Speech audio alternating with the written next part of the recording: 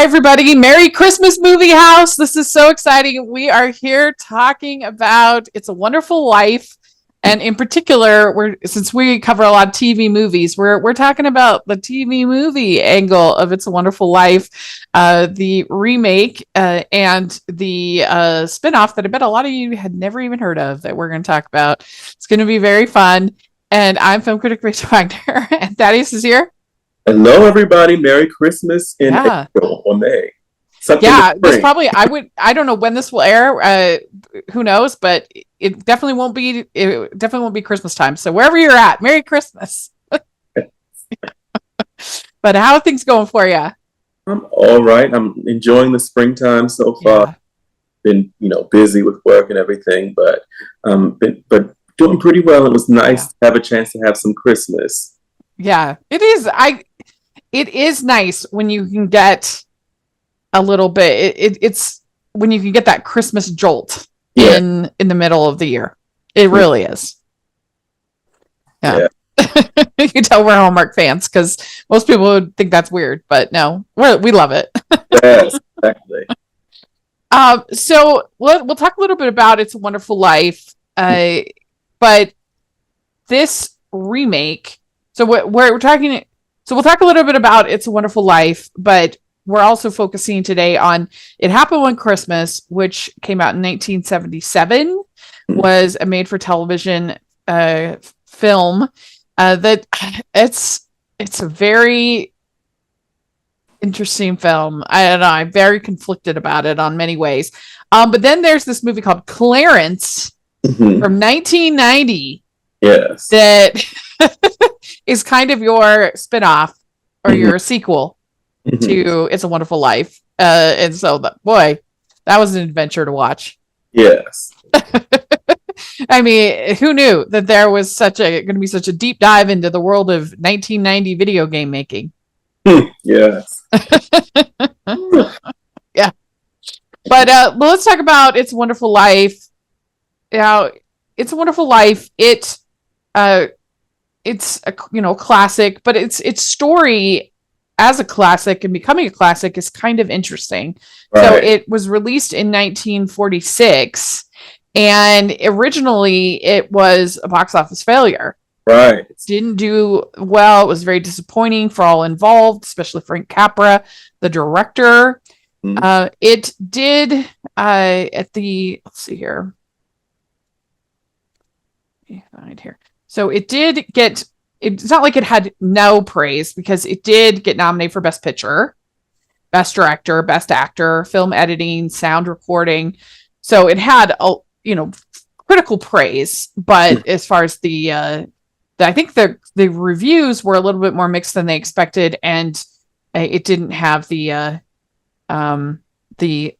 financial success that they'd hoped. Right. A loss of $525,000 at the box office, which for 1946, that's a lot.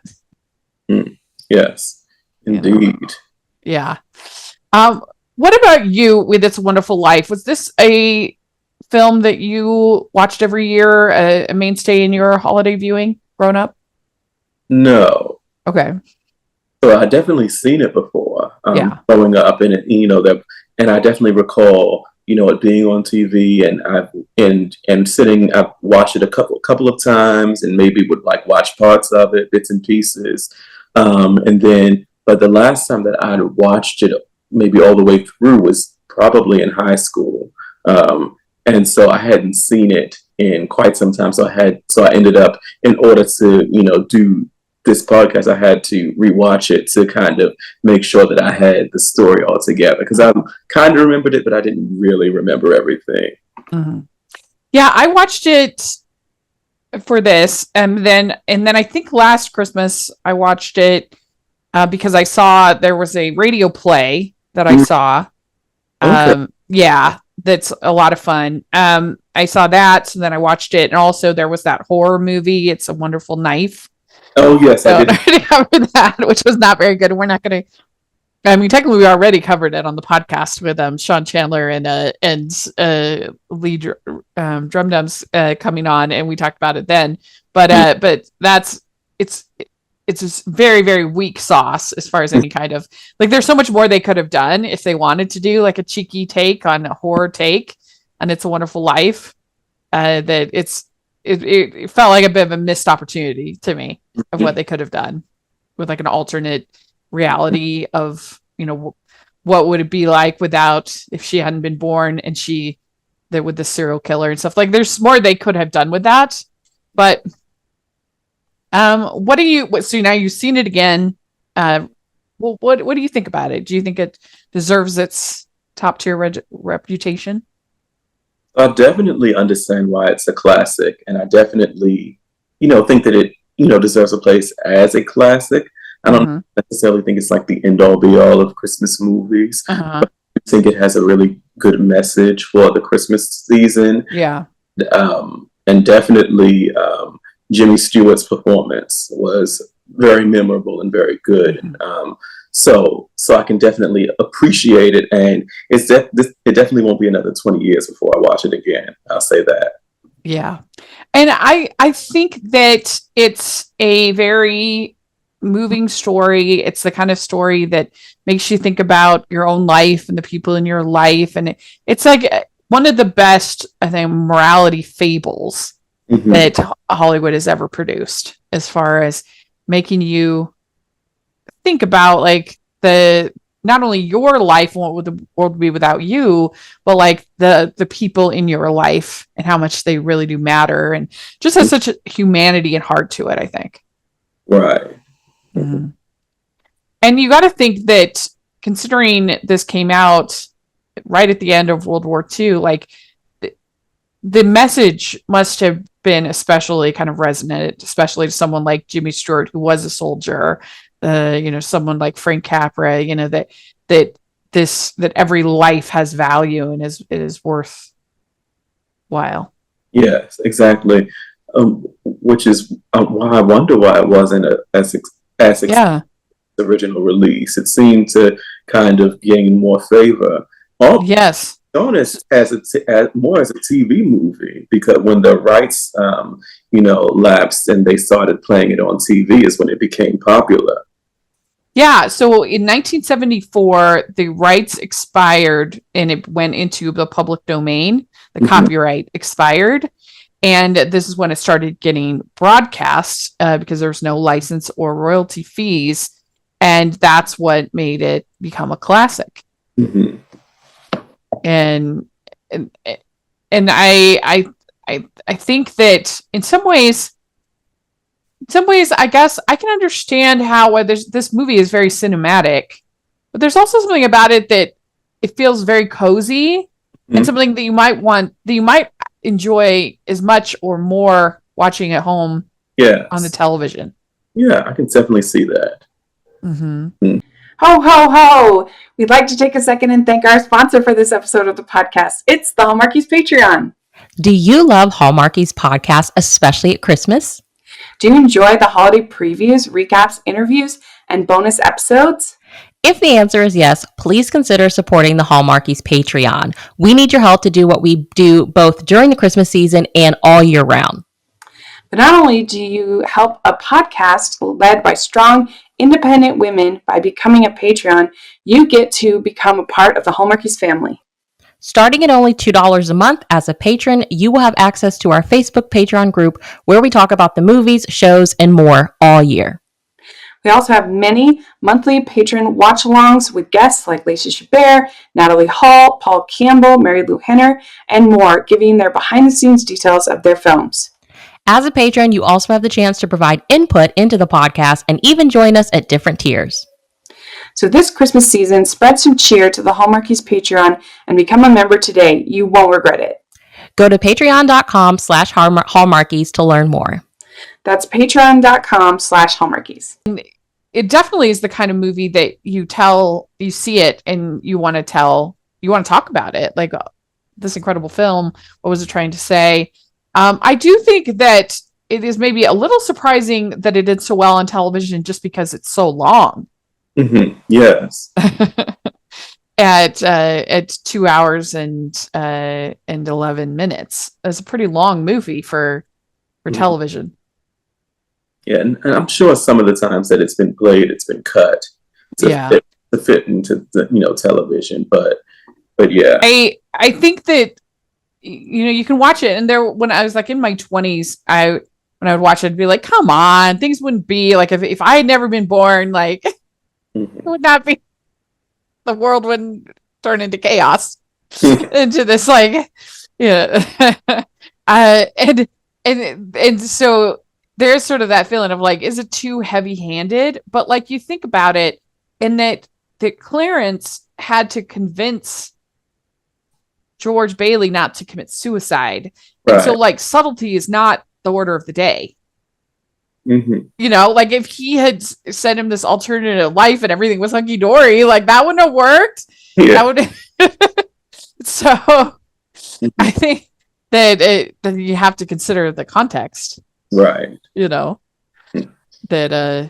but George, he sure really did make a big difference in this town. It would have turned into this horrible Pottersville.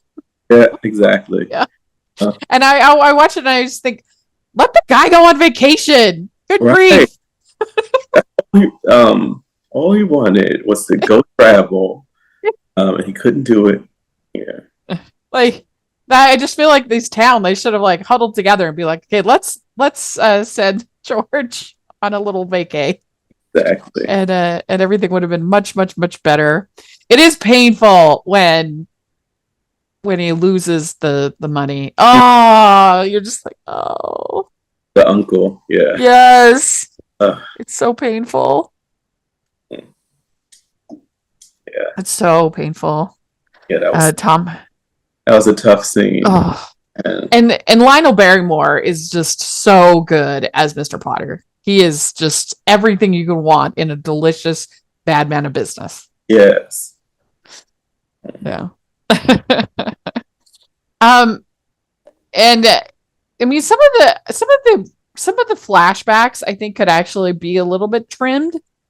I was really surprised in the remake that we'll talk more about it, but that they included things like the pool. I thought, they're not going to include that pool under the. Oh yes. Like, where is this school that they have this pool underneath this gym floor? Bedford Falls, New York. Yeah, I guess so. Yeah, the town consisted. So it was shot in Culver City, California, where Bedford Falls was adapted. And let's see here. The town consisted of a main street stretching 300 yards with 75 stores and buildings and a residential neighborhood. Capra added a tree-lined center parkway, built a working bank set, and planted 20 full-grown oak trees. Pigeons, cats, and dogs were allowed to roam the mammoth set to give the town a lived-in feel. This was the 89-acre RKO Movie Ranch in Encino, which is kind of cool. They built this like whole town. Right. And let's see, does it say? Okay. The only two locations from the film survived. The first, the swimming pool that was unveiled during the high school dance sequence, is located in the gymnasium at the Beverly Hills High School and is still in use as of December 2023. The second is the Martini home in La Canada, Flintridge, California. RKO's Movie Ranch in Encino was raised in 1954. So that's interesting that it's still evidently in use. Yep. The marvel of engineering that is the high school floor. But it has a great cast. We already talked about Lionel Barrymore, but it gets it gets pretty deep and rich in this cast. I love Gloria Graham as Violet. I think she's really good. You've got Virginia Patton in this. You've got you've got Thomas Mitchell. He's so good as Uncle Billy. Perfect for that role.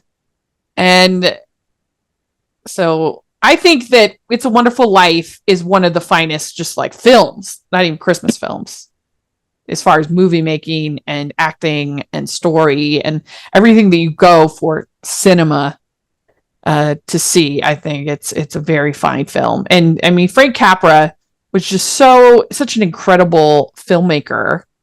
You look at the win streak that he had. Yeah. Is unbelievable. With It's a Wonderful Life, It Happened One Night, Mr. Deeds Goes to Town, You Can't Take It With You, Mr. Smith Goes to Washington. Like, wow. Yes. Incredible. So, all right. Well, let's dive in and talk. I also wanted to say, so this was based on a short story written by Philip Van Doren Stern in 1943. Mm-hmm. And evidently he tried to submit it to places for publishing and nobody was interested in it. And so he just like sent it out to his like friends for Christmas. Mm. It says here, he mailed it to 200 family members and friends for Christmas, 1943. The story came to the attention of either Cary Grant or RKO producer David Hempstead, who showed it to Grant's agent. In April 1944, RKO Pictures bought the rights to the story for $10,000, hoping to turn it into a vehicle for Grant, which I think is kind of interesting that maybe Cary Grant discovered the story. Would have been interesting to see. Yeah. With Cary Grant as George Bailey. Yes, because I do think, and I've talked about this before, that I think that Cary Grant doesn't get quite the credit he deserves for the variety of roles that he did play. Because he wasn't always the suave, debonair leading man. He had some more like Penny Serenade. He had nerdier roles in something like An Arsenic Gold Lace or bringing up Baby or his Hitchcocks. He's some of them. It's not like North by Northwest. He's just a normal guy.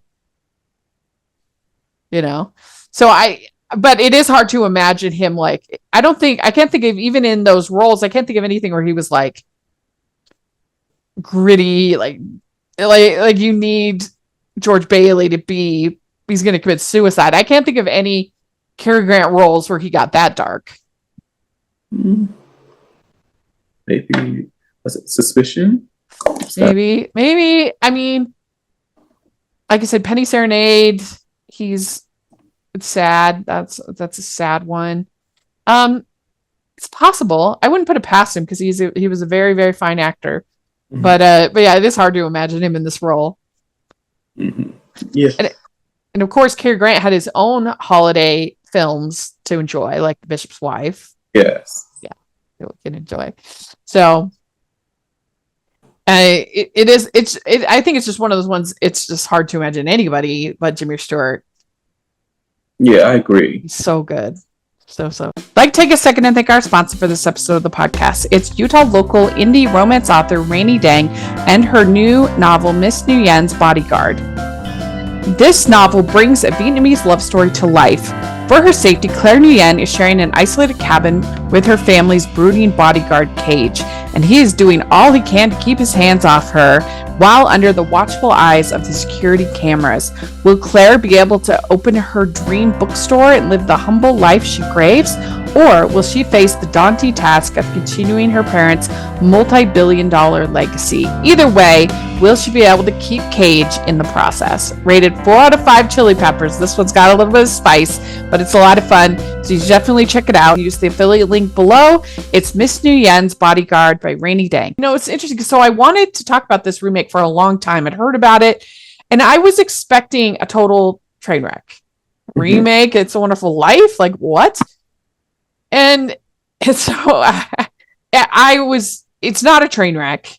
No, not at all. I walked away though with very mixed feelings about it, like not knowing how to judge it as a critic. Because have you ever heard of this Gus Van Sant version of Psycho?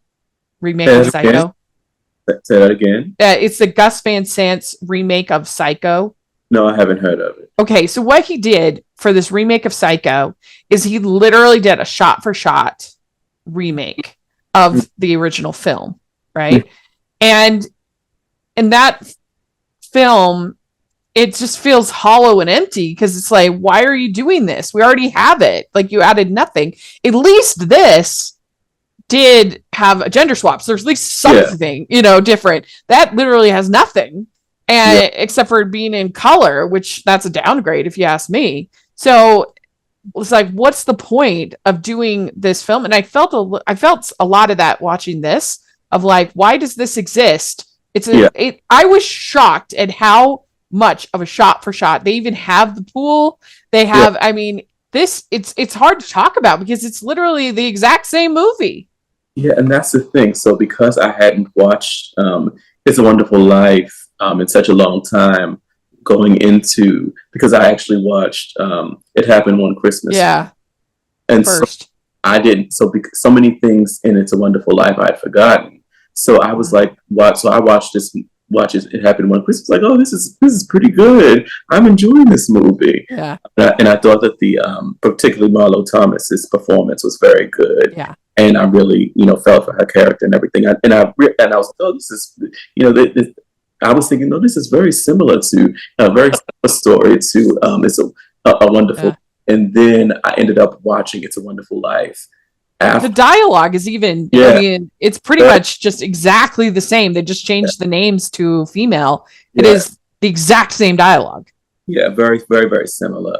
Very similar. So so then watching It's a Wonderful Life afterwards, and I was like, oh, they really just did this whole movie all over again, but with like you said, gender swaps with George Bailey and Clarence being whatever her name, Marlo Thomas.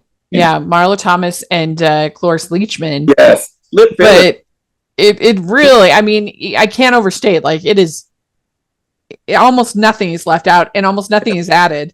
The only thing that I can think of that was actually added is, like, in the middle, there's a few letters from the various soldiers that are sent over to think her brother. To marry her brother, and like the cab driver, and some of those. There's like a couple scenes with different letters from the soldiers. That's it. That's the only additional sequence. Yes. So when I watched it the first time, when I watched It Happened One Christmas, I left it. I enjoyed this movie, and I thought the performances were good and everything. But then going back and actually watching It's a Wonderful Life and seeing how they pretty much just redid the movie, and It's a Wonderful Life was better.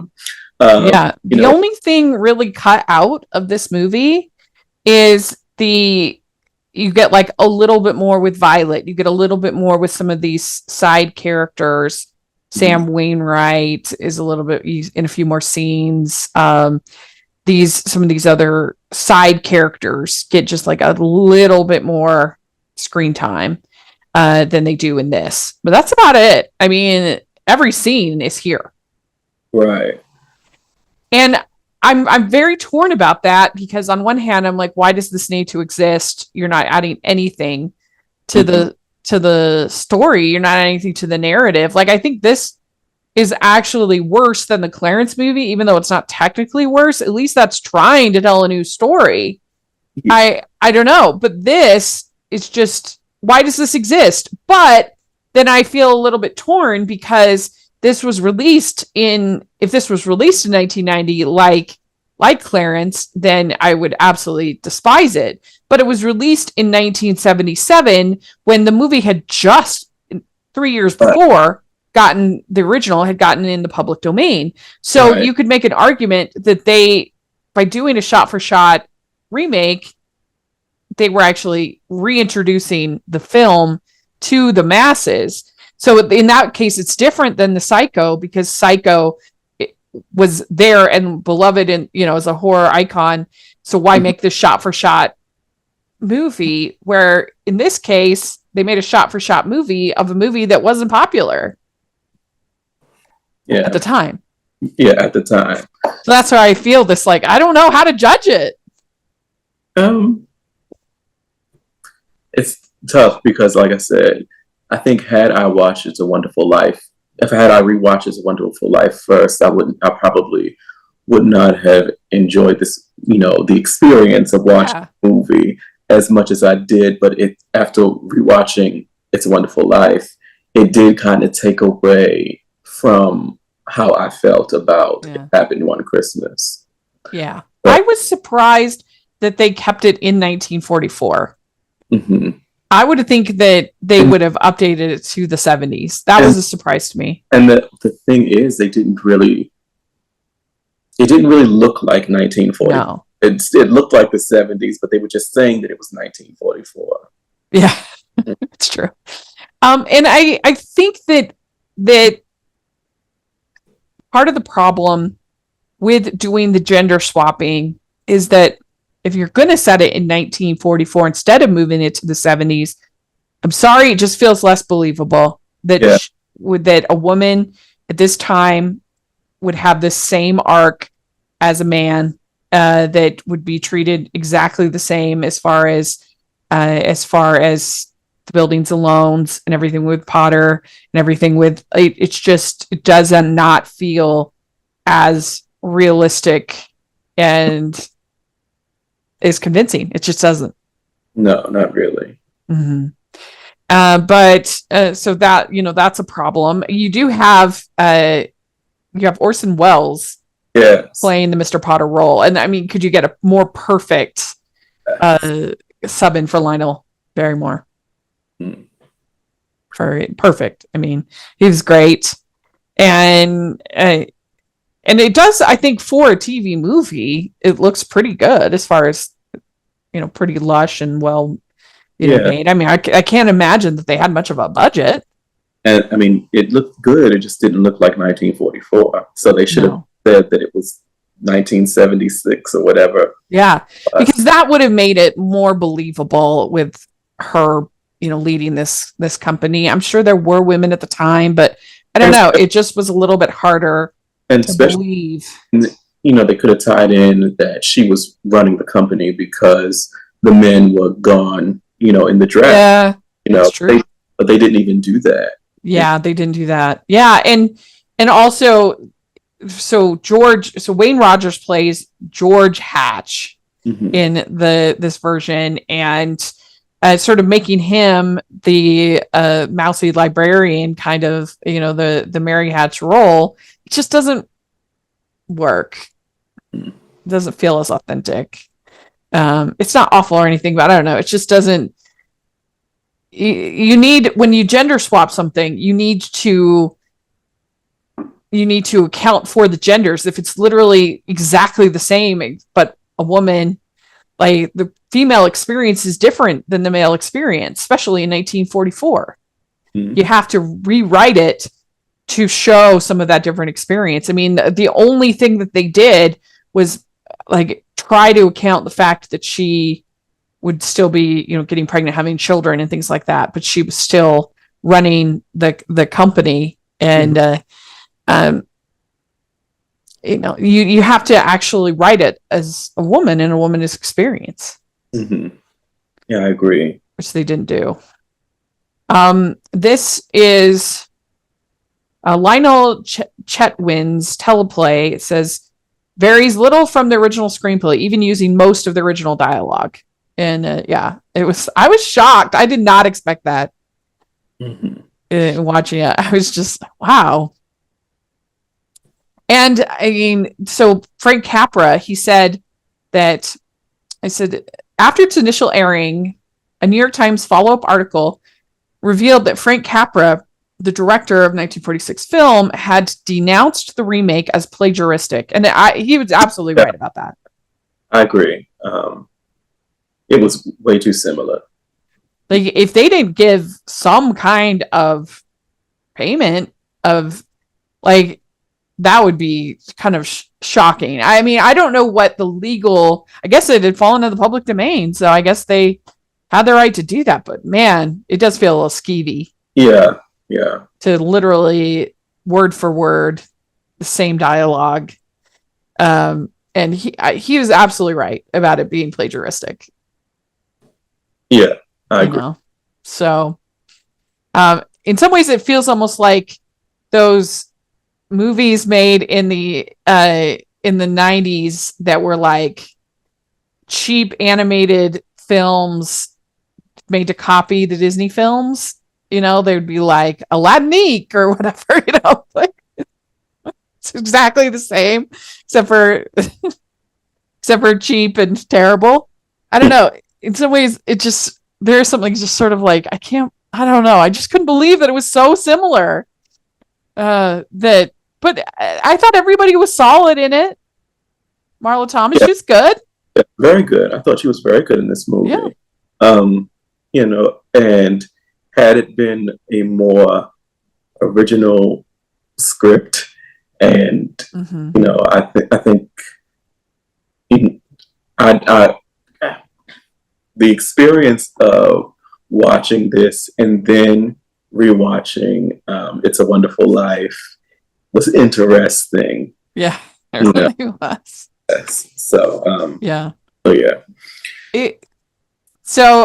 It's one of those ones I wouldn't even know like what score to give it if I was going to put it on Rotten Tomatoes. I don't know what I would give it. I mean, I guess how many crowns I would give it. Yeah, how many crowns would you give it? I don't know. It's really hard because it's just like of course it's good because it's the same as the original, which is also good.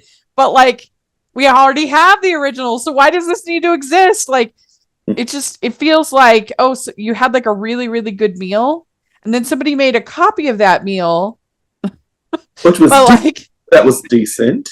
That was decent, but it's a copy of the good meal that you had. So how much credit do you give it? I don't know. I mean, I guess I would give it 2.5 crowns. Yeah, I'll give it 3. I would have given it 4 initially. My initial reaction was 4 crowns, but then rewatching It's a Wonderful Life, and how I was like, I have to take some points away. Yeah.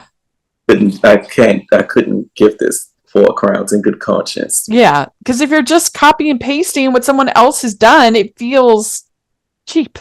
Yes, yeah, it does. It feels cheap. But I'm not as hard on them as others that when the movie wasn't that popular. So I'm like, okay, well, they were bringing to, maybe they would maybe make the argument we're bringing to life something we were trying to bring attention to this. But so, yeah, I think that's 2.5, 3. I'm in that same ballpark as well. We'd like to take a second and thank our sponsor for this episode of the podcast. It's the Hallmarkies merch store. Are you looking for that perfect gift for the postable, Hardy, or Hallmarky in your life? What about getting that t-shirt or hoodie that will help you stand out at your next holiday party? Now is the time to check out the Hallmarkies merch store. Full of festive designs by artists like Jessica Miller, Carrie from Hallmark Comics, and more. You can even have more than just shirts, but totes, cell phone cases, notebooks, mugs, and more. And it isn't just Hallmark. We have designs for Anna Green Gables, Man from Snowy River, The Nanny, and more. Every purchase at the merch store goes to help support the podcast and allows us to make the great content you know and love.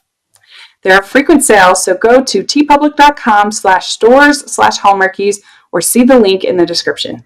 That's tpublic.com/stores/Hallmarkies. Okay, well, let's talk about this movie, Clarence.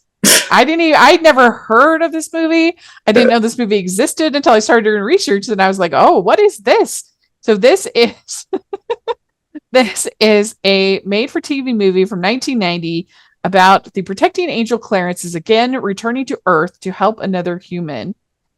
And this stars Robert Carradine as Clarence, Kate Trotter, and basically the way that they get around the fact that Robert Carradine is Clarence is that the guardian angels, when they're in heaven, they actually de-age.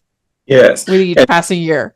And it seems like the de-aging speeds up if you have successful missions. Yes. So with a successful mission, you continue to get younger and younger. Yeah. And particularly after you get your wings, I guess, is when that happens. Yeah, once you get your wings, that's when you start to age. And he had gotten his wings, original It's a Wonderful Life.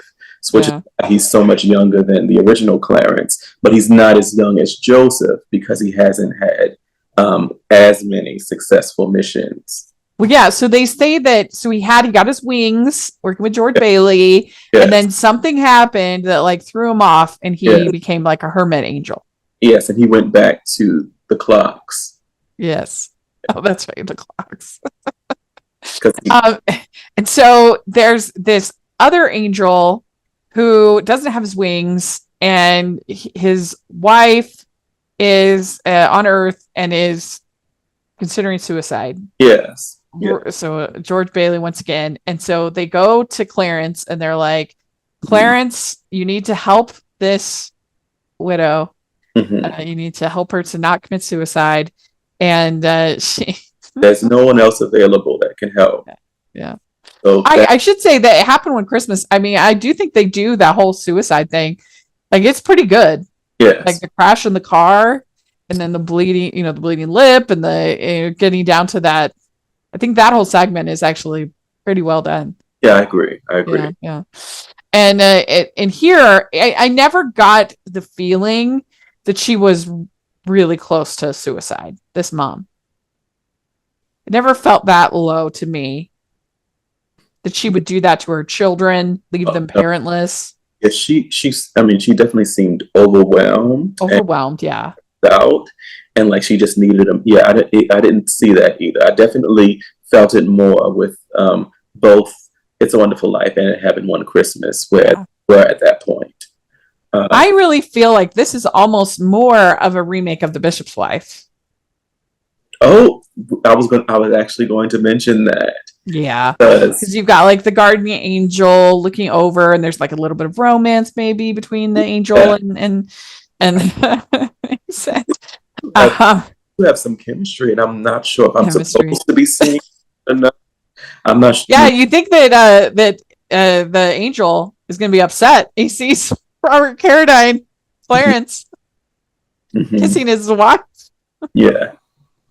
But that's kind of like they were building that up as a plot, and then it's kind of just forgotten about. Mm-hmm. Yeah, like, I thought there might be like a closing scene of maybe a little kiss or something like that. I have to leave or whatever. No, he just leaves. He just leaves.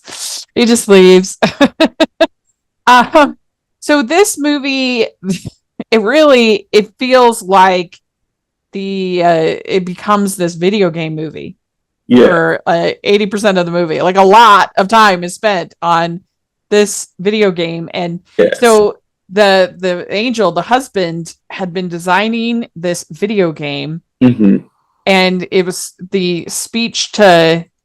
It was what do they call it? A voice activated video game, and it's supposed to teach children to be kind to each other. This video game.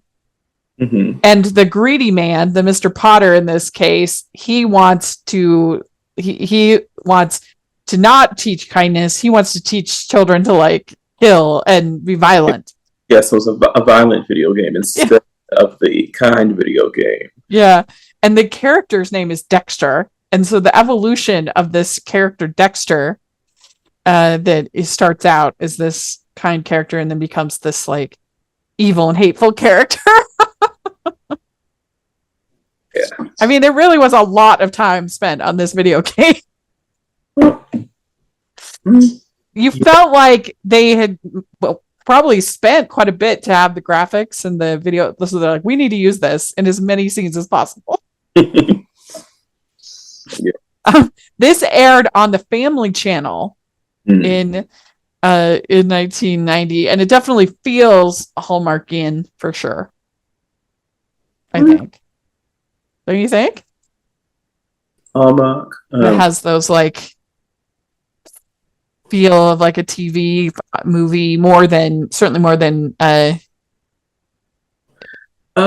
maybe. Do you think? Okay, you know what I'll say? It definitely feels more like a TV movie, but it doesn't have some of the like the music and the things like that just you think of with movies. But I definitely see what you're saying. It would be cozier, I think, if it was Hallmark. It would be a little bit more like ooey gooey and sweet. And they probably would have done the romance. Yeah. Yeah, in this, but it was on Family Channel at the time, and it was all filmed in Canada, which is, also probably very, very Hallmarky. Yeah. And so we have this there's this young angel that's there kind of keeping track of Clarence. Joseph, yeah, keeping track, making sure he doesn't screw up, and he's like, and I thought that was pretty fun. I will say, but the thing that got me with Joseph was the obvious, like, that they had like dubbed him. Oh yeah, that's true. If maybe the actor's voice was changing, so they had to overdub it. It was obvious, like a grown woman. Yeah, and you never got the feeling in the original movie that Clarence was magic, but it's definitely implied here. He can like clean the house. He can like he takes the form of the son in order for him like not to get skipping class. Yes, he literally goes and he becomes the son. Yes, which was wild. I didn't even realize that was happening until because I think I was just distracted or whatever, and then I was like, oh, okay. And Joseph tells him, "This is your powers aren't to be used for house cleaning." And he also said that times had changed and they weren't supposed to say that they were angels. Yeah, the rules are changed, and you could be stuck down here forever if anyone knows you're an angel. So, I wrote down. I said the race to improve the video game is not compelling. It's not doing it for me. It was fine. Whatever. It was too long. It was too much. But he's basically her Manny, helping her with the kids and the video game. Helps her to like make up this business proposal, and he gives this speech where he says the business is like a clock. And but they want to turn Dexter into hate and cruelty. Yes. Yeah. And so he claims that he's an old friend of the husband. Yes. Yeah. So he had just died of a heart attack, if I'm not mistaken. Mm-hmm. And of course, as an angel, he has all this information that he can give to kind of prove who he is to the family. Yeah. After this presentation, they all want to make nice games and don't want to be leading children astray. Oh. And then she kisses him here. And this is what Joseph says. She's falling in love with you, Clarence. You have to deal with the core problem. Right. And then that's when things start going awry. He starts saying the wrong things. He doesn't have the same powers to make everything perfect like he did. Because of course, they have to turn her against him so that she doesn't fall in love with him. Yes. So yeah. Why that happens. Yeah. So nobody believes that the son wasn't there. Nobody believes his story because Clarence went in the son's place, and he could lose his wings if he does this. If he fails this, so it's bad. I mean, I do think Robert Carradine, he was very, very, very charming. Yeah. He was good, I think, in the role. I agree. Yeah. He's 71 years old now, Robert Carradine. Go figure. Huh. It makes me feel old. He was really famous right around this time for being in the Revenge of the Nerds movies. Yes. Which are terrible. Don't watch them. They're really bad. I think I've seen one of them in the. Just the one was terrible. It does not hold up very well at all. But that's where he was sort of known. So maybe it was kind of a little bit. He was known for being more the nerdy guy, and so now he was playing this suave guy. This bad guy was like a really bad man of business. It's so fun. Classic. I mean, I'm not going to say it sounded like Donald Trump, but it really did sure sound like Donald Trump when he's like, I'm a winner. And a winner isn't a guy who cheats his way to the top. And this back and forth, you're a loser, I'm a winner. That was funny. And of course, Clarence, you're the loser. You're not the winner. You're the loser. A real winner doesn't cheat. And yeah, it felt very Trumpian, which was just kind of funny. Right. So then she leaves this letter. So she's like still considering suicide, which they definitely could have done a better job. But maybe it would just get too much for the Family Channel. Well, like if you're going to go there, you need to go there. Like it was strange, and it seemed to kind of, for me, it happened a little too much out of nowhere. She's going to jump off the bridge. Yeah. No, I mean, like what leads her to do all of it? It's just, I felt like there was a bit more build up in the previous movies to it. Whereas with her, all of a sudden she's just like overwrought and she can't do it. Like if you're going to go to the suicide, like you need to earn it, which the other two do. They shouldn't have gone there. They should have had her just being sad, just generic sad. You don't need to go all the way to suicide. Like for her to leave her kids with no parent like that. I mean, it's one thing for George Bailey to consider it when it's obviously a terrible idea. Nobody should commit suicide, but like there's a loving parent there at least, so it's like logically you could see how you might go down that path. Whereas it would be, it's hard to imagine a mother getting there and they don't successfully get there when would be literally leaving her children with nobody. Right. And even in It Happened One Christmas, they still had the father. Yeah, exactly. Yeah. So that's a little much, I think. But he does find the letter and he says, take my hand, and we get more magic. And he takes her to the spirit world and she gets to see her husband there. And that was, I thought, sweet. And I liked that. He wants to stay, and then he says, no, you still have things to do on the other side. And and he convinces her to go back to Earth. He says, just watch them grow up and see how wonderful it is for them, which I thought was kind of a nice, It's a Wonderful Life. That was good. And it was sweet. That's always a theme that almost always works for me, is somebody that is like given an opportunity for like a second chance, or do you regret, like things like, I think that's an interesting sort of thought of like, if I could do it all over again, would I do it differently? And so she's facing some of those thoughts. And then she goes back and says, you broke every rule, so she goes back and they're able to make it all work. They all say they're sorry. They make the video game work. It's all, it's all tied up with a bow pretty quick. Yes, very much. And like you said, Joseph comes to him, and Clarence. Clarence is. Yeah.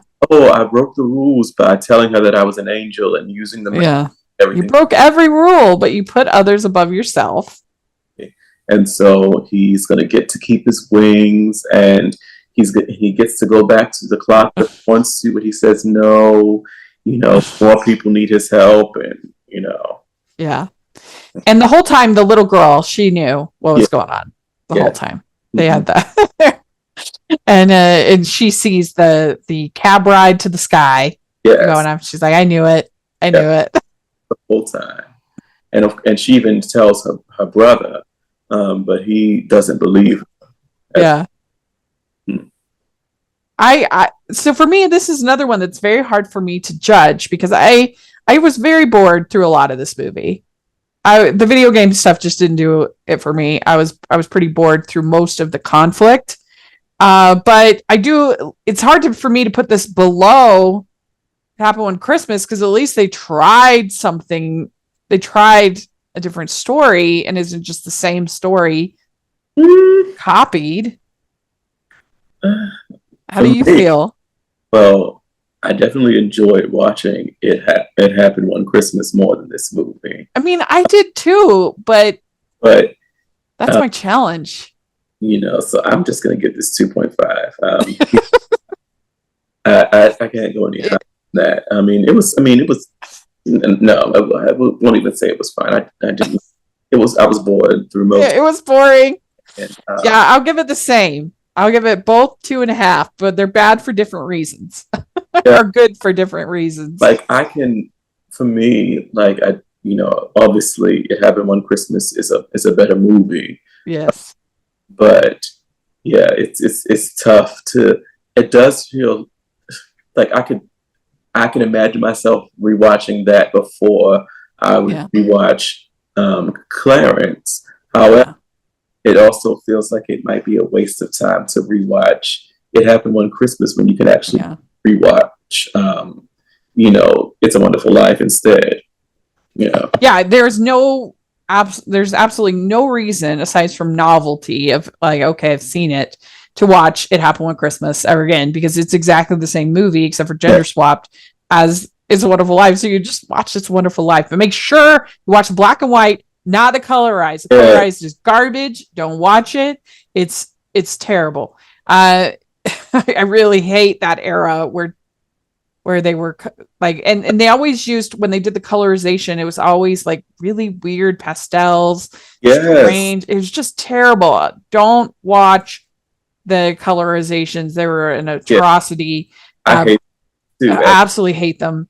But watch the original. It's a great movie, powerful movie, and it's one that I don't think it's that Christmassy. I think you can easily watch It's a Wonderful Life year round. Yeah. Because most of the movie is the flashbacks, and that's not even on Christmas. Yes. Yeah, I agree. The theme is Christmassy, but most of it does not occur at Christmas time. Yeah. Absolutely. I agree. Definitely a great movie, and definitely deserves its place as a classic. And like I said, it won't be another 20 years before I watch it again. There we go. Well, let us know what you think. I'd be very curious if anyone listening has seen Clarence. I'd be very, very, very curious if anyone even knows what this movie is. Let us know in the comment section. If you've seen It Happen One Christmas, what do you think? How do you feel about remakes in general, shot for shot, versus trying to do something different with the material? What is your feeling about remakes? And I'd be very curious to know what you think. And thanks so much for doing this. I really appreciate it. And make sure that you're following me at Rachel's Reviews, all of our social media, iTunes, YouTube, and on Rotten Tomatoes. So check that out. Also, make sure that you're following the podcast, Hallmarkies Podcast. Check out all of our Christmas content. We've done tons of bonus episodes over the years, and we've done everything Christmas. So make sure you check that out. And we have this whole classic Christmas movie series that we've done now, probably 10 episodes over the years, quite a few. So we'll put all those links for those playlists in the description. You definitely want to check it out. And you should check out our merch store where we have It's a Wonderful Life merch. Merry Christmas, Movie House. Wow. Yes. You can get this at the merch store on all kinds of things, not just t-shirts. So, so take a look at that. And our patron group, Thaddeaus is a member of our patron group. We have monthly watch-alongs and other activities and bonus episodes, and just really try to make it worth your investment and make it worthwhile. Join the Patreon, so please take a look at that. If you're listening on iTunes, please leave your ratings and reviews. That's a free way that you can really, really, really help us a lot, and helps the algorithm, helps people to find us. And if you're watching on YouTube, please give the video a thumbs up, subscribe to the channel. We're really trying to get to 10K subscribers on YouTube. We're getting closer and closer, and most of our viewers on YouTube aren't subscribers. So if you're in the camp, please hit subscribe and like the video. That would really, really help the podcast a lot. And we would sure appreciate it. So thanks so much, everybody. Merry Christmas. Bye. Merry Christmas.